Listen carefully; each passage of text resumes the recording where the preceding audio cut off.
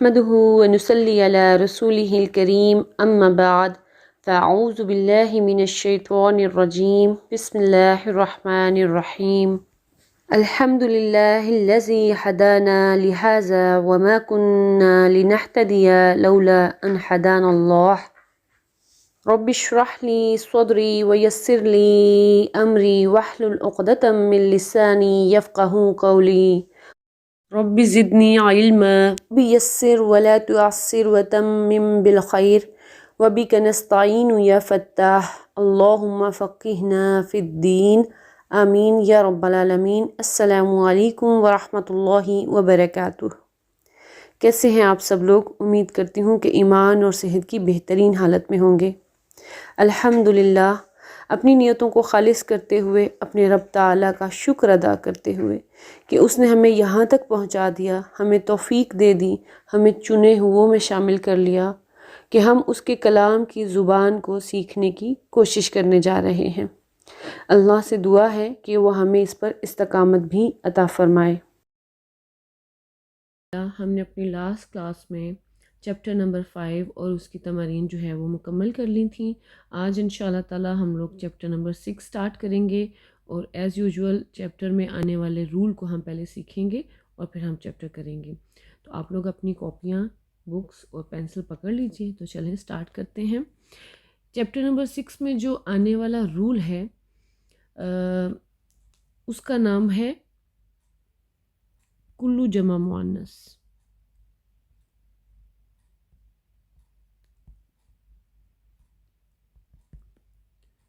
یہ کیا رول ہے؟ اگر آپ لوگوں کو یاد ہو تو ہم نے بک 1 کے چیپٹر 1 میں غالباً ایک چیز سیکھی تھی، جو ٹرم میں نے یوز کی تھی وہ تھی عاقل اور غیر عاقل۔ ٹھیک ہے، عاقل کی جب ہم نے بات کی تھی تو عاقل میں کون کون شامل ہوتا ہے؟ عاقل میں آ جاتا ہے انسان، فرشتے اور جنات۔ ٹھیک ہے، جبکہ غیر عاقل میں باقی تمام چیزیں آ جاتی ہیں۔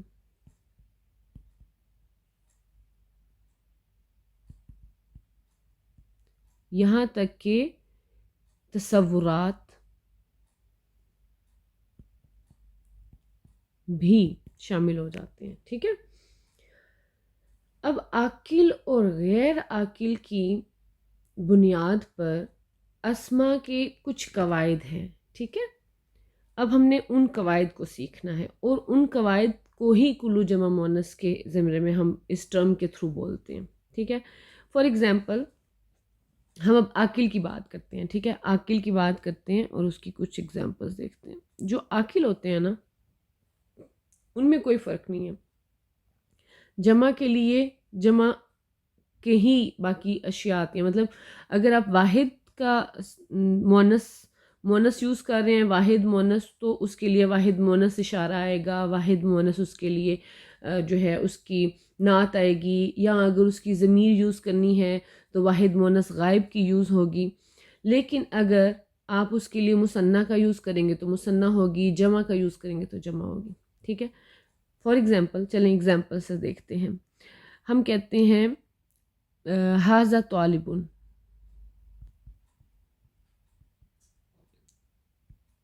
طالب جدید۔ ٹھیک ہے، یہ نیا طالب علم ہے۔ اب یہ کیا ہے؟ ھذا بیسیکلی اس کو ہم دیکھتے ہیں ایز اے اسم۔ یہ کیا ہے؟ یہ مذکر ہے۔ ٹھیک ہے، واحد ہے۔ یہ طالبن کیا ہے؟ مذکر ہے، واحد ہے۔ نعت کیا ہے؟ مذکر ہے اور واحد ہے۔ مطلب واحد اسم کے لیے واحد یوز ہوا، مذکر کے لیے مذکر یوز ہوا۔ ٹھیک ہے، اسی طرح اگر میں جمع کرتی ہوں، اسی کو اگر میں جمع بنا لیتی ہوں، اچھا چلیے اس کو پہلے ہم مؤنث بنا کے دیکھتے ہیں۔ اگر میں کہتی ہوں ھذہ طالبۃ،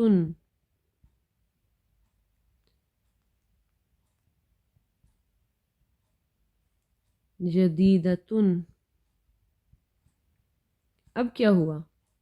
یہاں پر کیا آ گیا؟ مؤنث واحد، مؤنث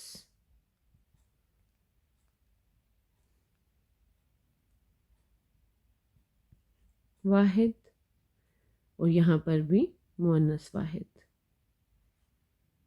ٹھیک ہے، اب جمع دیکھ لیتے ہیں. ہم کہتے ہیں ہا اولائی طلاب جدد.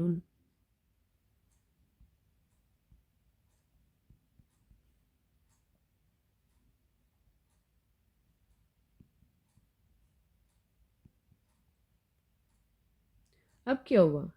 یہ بھی جمع، یہ بھی جمع، اور یہ بھی جمع. آپ کو پتہ ہے ہاؤلائی مؤنث مذکر دونوں کے لیے یوز ہوتا ہے، اور جدودن بھی مؤنث مذکر دونوں کے لیے یوز ہوتا ہے. تو یہ طلابن جو ہے چونکہ ہمیں پتہ ہے مذکر ہے، مذکر جمع ہے، تو اسی حساب سے ہم اس کو بھی مذکر کہیں گے اور اس کو بھی مذکر کہیں گے. ٹھیک ہے، اسی طرح سے مؤنث کی ہو جائے گی. تو بات آپ کو کیا سمجھ میں آئی کہ عاقل کے لیے جو کنڈیشن ہوتی ہے، اگر واحد ہے تو اس سے ریلیٹڈ اگر اشارہ آ رہا ہے، اس کی نعت آ رہی ہے، یا اچھا چلیں ضمیر کا بھی دیکھ لیتے ہیں. اگر میں کہہ رہی ہوں ھذا طلاب جدید اور میں کہتی ہوں وہ بڑا ہے، تو میں کیا کہوں گی؟ ہوا کبیر. ٹھیک ہے، وہ بڑا ہے. تو کون سی ضمیر لے کے آئی؟ میں واحد مذکر غائب کی. اگر یہاں پر میں نے بولنا ہوگا تو میں کیا بولوں گی؟ یہاں پہ میں بولوں گی ہیا. ٹھیک ہے، ہیا. اور یہاں پہ میں اگر چلیں کبیر کی جگہ میں صغیر کر لیتی ہوں تو صغیرتن، کبیرتن. ٹھیک ہے، تو یہ ہو جائے گا. ضمیر کون سی آئی؟ مؤنث واحد غائب کی. تو یہ آپ کو یہ بات سمجھ میں آئے گی. لیکن جب ہم غیر عاقل کی بات کرتے ہیں تو غیر عاقل میں رول تھوڑا سا بدل جاتا ہے. غیر عاقل میں کیا ہوتا ہے؟ غیر عاقل کی واحد میں تو کوئی مسئلہ نہیں، بالکل ویسے ہی ہوگی. لیکن جب اس کی جمع کی بات کریں گے نا تو وہاں پر آ کر تھوڑا سا چینجنگ آ جاتی ہے. ٹھیک ہے، فار ایگزامپل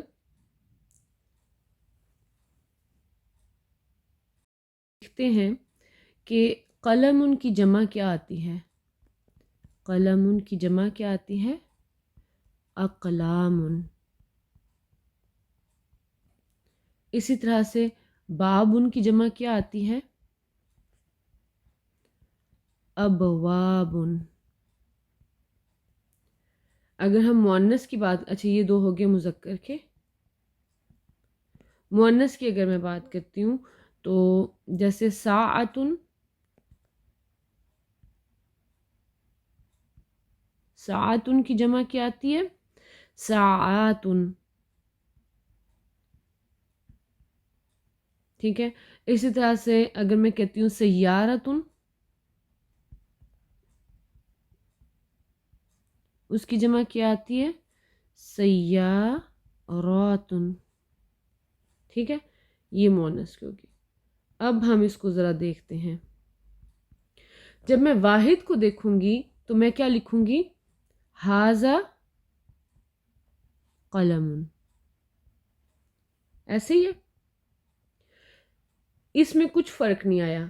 واحد کے لیے واحد کا صیغہ یوز ہو رہا ہے، اشارہ جو ہے اس میں کوئی فرق نہیں آیا. لیکن چونکہ یہ غیر عاقل ہیں، اب جب میں اس کی جمع کو یوز کروں گی، جیسے کہ میں کہتی ہوں اقلام. ٹھیک ہے، اقلام. لیکن اس کے لیے جو اشارہ میں لے کے آؤں گی نا وہ اب نیا رول ہے. اس کے لیے میں اشارہ واحد مؤنث کا لے کر آؤں گی. ٹھیک ہے، واحد مؤنث کا. تو واحد مؤنث کا اشارہ کیا ہے؟ حاضی ہی. ٹھیک ہے، حاضی ہی. تو کیا پتا چلا کہ غیر عاقل کی جو جمع ہوتی ہے، چاہے وہ مؤنث ہو چاہے وہ مذکر ہو، دونوں کے لیے اس کے لیے جو بھی اشارہ آئے گا یا جو بھی اس کی نعت آئے گی یا اس کی خبر ہوگی یا اس کے لیے ضمیر استعمال ہوگا یا اس کا فاعل استعمال ہوگا، وہ سب کیا ہوں گی؟ واحد مؤنث. یعنی کہ غیر عاقل کی جمع، آسان لفظوں میں اگر بات کروں تو غیر عاقل کی جمع واحد مؤنث کے حکم میں ہوتی ہے. ٹھیک ہے، یہ آپ کو ایک مذکر کی میں نے اگزامپل دے دی. اب ہم مؤنث کی بھی دیکھ لیتے ہیں. جیسے ہذہ ساعۃ. ٹھیک ہے، تو اس کی جب جمع ہم کریں گے تب بھی ہذہ ہی آئے گا، ہاؤلائی نہیں آئے گا.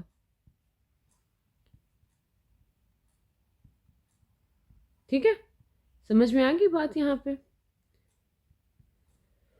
تو اب ہم اس رول کی ڈیفینیشن لکھتے ہیں. ٹھیک ہے، غیر عاقل کلو جمع مؤنث کا قاعدہ. کلو جمع مؤنث کا قاعدہ. جب غیر عاقل کی جمع آئے گی تو چاہے وہ مؤنث ہو یا مذکر، وہ واحد مؤنث کے حکم میں ہوگی. تو اس طرح اس کے لیے اسم اشارہ، نعت،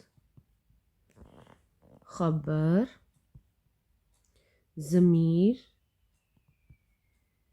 فاعل سب واحد مؤنث ہی آئے گا. تو آئی ہوپ کہ آپ کو یہ رول بہت اچھے سے سمجھ میں آ گیا ہوگا. یہ بہت ہی آسان رول ہے، اس میں کچھ بھی مشکل نہیں ہے. اور ان شاء اللہ تعالیٰ ابھی ہم جب چیپٹر کو پڑھیں گے تو آپ دیکھیں گے کہ چیپٹر ہے بھی بہت چھوٹا سارا، لیکن اس کی جو آگے ایکسرسائزز دی ہوئی ہیں وہ بہت انٹرسٹنگ ہیں اور آپ اس میں بہت اچھے سے اس رول کو سیکھ پائیں گے.